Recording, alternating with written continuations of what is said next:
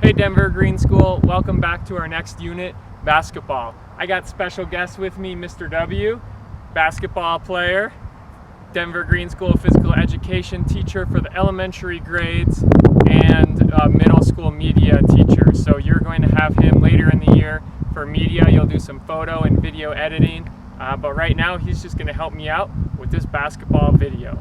Let's get started. This is Stephen Curry, one of the NBA's best free throw and three-point shooters. Watch his form as he shoots this three.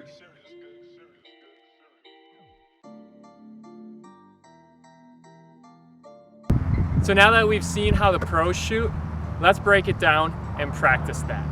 They're using a technique called BEEF principle. BEEF is an acronym, B-E-E-F. So the B means balance. We're going to get our body balance with a good stance, slight bend in our knees, and we're also going to get the basketball balance.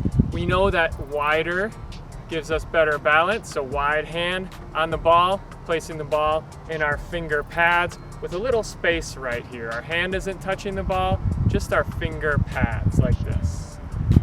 The first E stands for elbow. If I'm gonna shoot straight towards you, straight towards the camera, my elbow should be pointed straight forward, straight towards the camera as well. This image shows Elena Del Don, the best free throw shooter in the world. She makes 93.4% of her free throw shots. Notice that she's got wide fingers supporting the ball to give her good balance. Notice that her shooting arm, elbow, is pointed straight forward towards the basket, and her non-shooting hand is just helping balance the ball on the side. The second E stands for extend. That's where I'm going to straighten this arm up. The F stands for flick or follow through. That's where my wrist is going to flick down like that. This should be your finished position after you're done shooting. This image shows Steve Nash. At 91%, Steve Nash was the best free throw shooter to ever play in the NBA. Notice his finished position with his arm extended and his wrist following through. Now that we've broken down BEEF principle, let's watch Curry again. Notice how he sets his balance. His elbows pointed forward. He extends and follows through.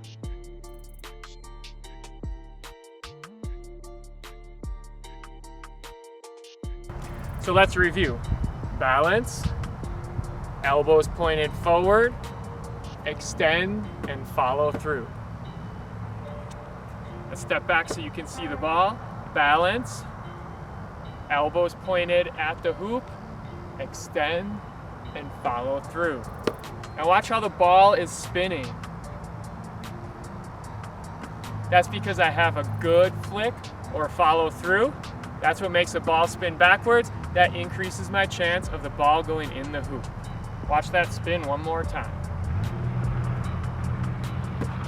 Look at this finished position one more time.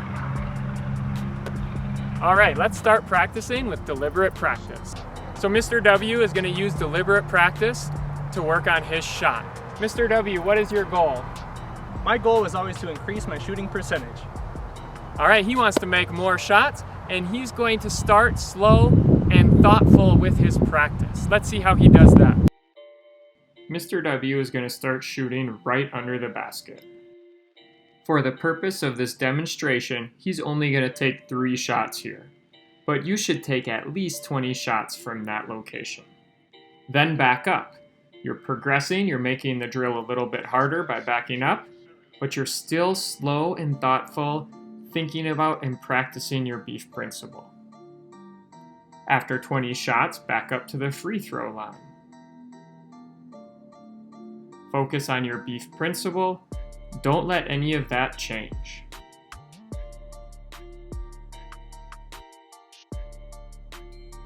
After 20 shots at the free throw line, progress by adding a jump. You're now doing a jump shot. Make sure your BEEF principle stays the same though.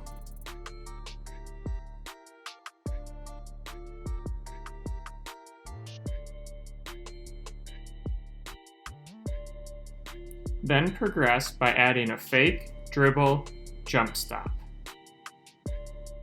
Watch again, fake, dribble, jump stop, and shoot. Even though this is getting more complicated, Mr. W is still really paying attention to his beef principle. He doesn't want to lose his form. Finally, we're going to mimic a game setting by adding defense. It makes it more complicated, but prepares him to play in a real basketball game.